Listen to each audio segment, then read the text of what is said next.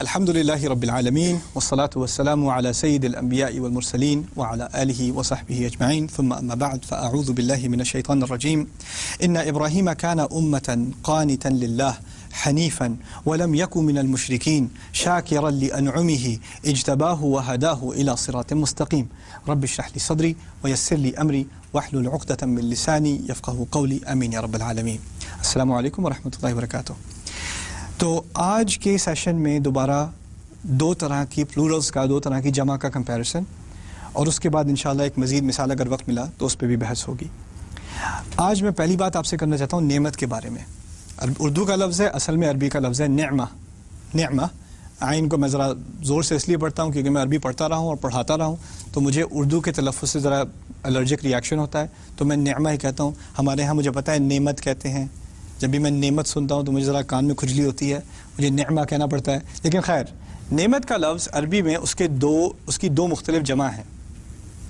اس کی ایک جمع ہے انعم، انعم، اردو میں استعمال نہیں ہے، عربی میں ہے انعم۔ دوسری نعمت کی جمع ہے نعم، نعم، نعم۔ اوکے، اب ان میں سے ایک ضعیف ہے، ان میں سے ایک قوی ہے۔ ایک قلت کی طرف اشارہ کرتی ہے، دوسری کثرت کی طرف اشارہ کرتی ہے۔ ان میں سے جو جمع قلت کی طرف اشارہ کرتی ہے، جو کم ہے، وہ ہے انعم، اسے کہتے ہیں جمع قلہ، انعم۔ جب بہت ساری نعمتوں کا ذکر ہو تو کہا جاتا ہے نعم۔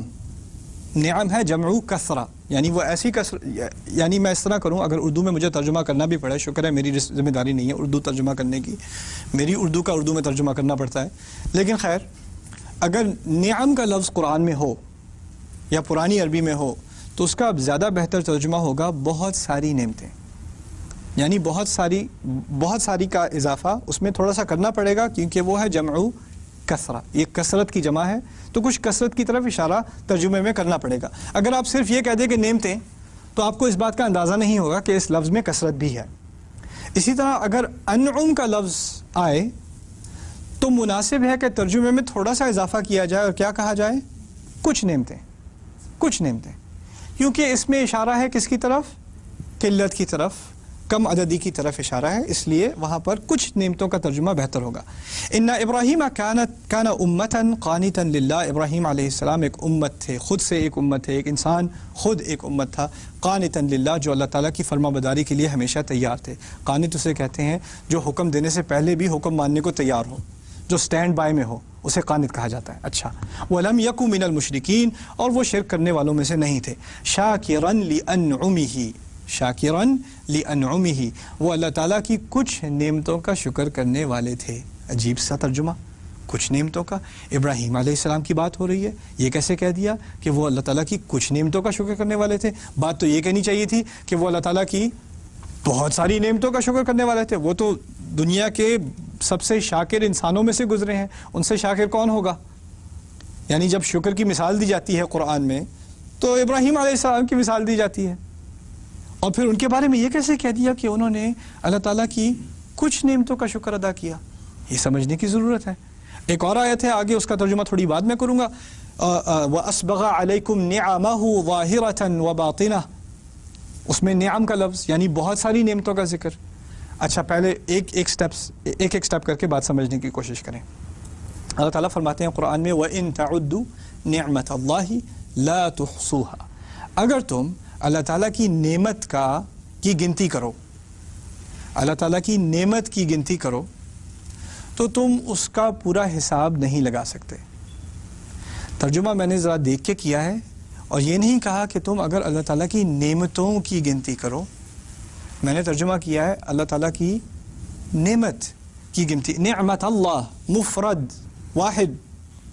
اللہ تعالیٰ اس آیت میں فرما رہے ہیں ایک نعمت کی پراپرلی گنتی کر لو، وہ بھی تمہارے لیے ممکن نہیں، اس کا پوری طرح سے حساب لگانا تمہارے لیے ممکن نہیں۔ کیسے ممکن نہیں؟ یہ ہاتھ ایک نعمت ہے، میں نے تو گن لی، لیکن اس ہاتھ نے مجھے کتنے فائدے دیے ہیں، اس ہاتھ سے کیا کیا کام نکلے ہیں، کون سی مصیبتیں ٹلی ہیں اس ہاتھ کے ہونے کی وجہ سے، میں گن سکتا ہوں۔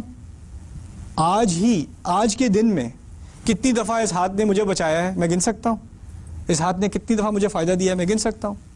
اس ناک نے، اس دل نے، اس ہڈی نے، اس ناخن نے کتنی دفعہ مجھے تکلیف سے بچایا، مرض سے بچایا، میں گن سکتا ہوں۔ ایک نعمت کو پوری طرح سے سمجھنا، پوری طرح سے اس کی گنتی کرنا، اس کا شمار کرنا، وہ بھی انسان کے بس کی بات نہیں ہے. ٹھیک ہے، یہ قرآن کا فلسفہ ہے کہ آپ پوری زندگی بھی شکر میں گزار دیں تو وہ ایک نعمت کے شکر کی برابر نہیں بنتی. اگر یہ حقیقت مان لی تو پھر ابراہیم علیہ السلام کے بارے میں جب کہا کہ انہوں نے اللہ تعالیٰ کی کچھ نعمتوں کا شکر ادا کر دیا، تو یہ تو بہت بڑی بات کہہ دی ابراہیم علیہ السلام کے بارے میں. باقی انسانیت تو کتنا نہیں کر سکتی، ایک کا شکر چھوڑو، ایک کی گنتی نہیں کر سکتی. شکر کی تو بات بھی نہیں کی، گنتی کی بات کی. ہمیں تو گنتی نہیں آتی، وہاں شکر کی بات ہو رہی ہے. شکر تو بات کی بات ہے. پہلے کسی نعمت کا احساس ہوتا ہے، اس کا ایک ریئلائزیشن ہوتی ہے، اس کے بعد اس کا شکر کیا جاتا ہے. جب نعمت کا احساس ہی نہ ہو تو شکر کون کرے گا؟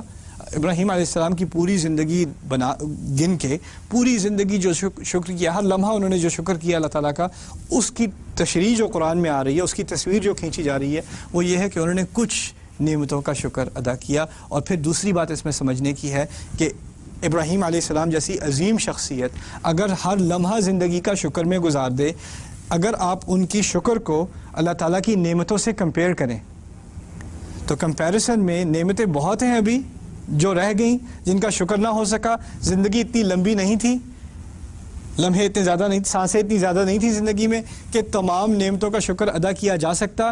تو اگر کمپیریسن کریں تو اگر لاکھوں نعمتوں کا بھی شکر ادا کیا تو کمپیریسن میں تو تھوڑی ہی ہوئی نا، اس لیے تھوڑے کا لفظ استعمال کیا ہے.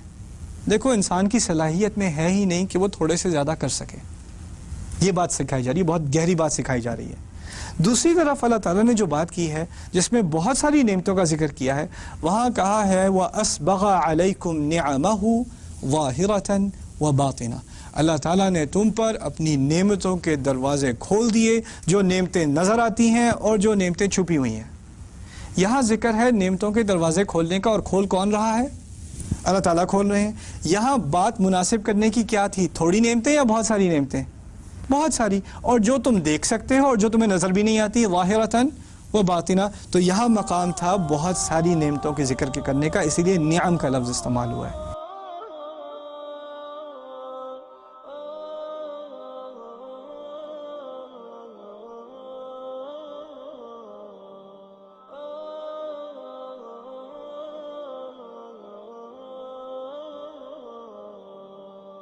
يا حامل القرآن قد خصك الرحمن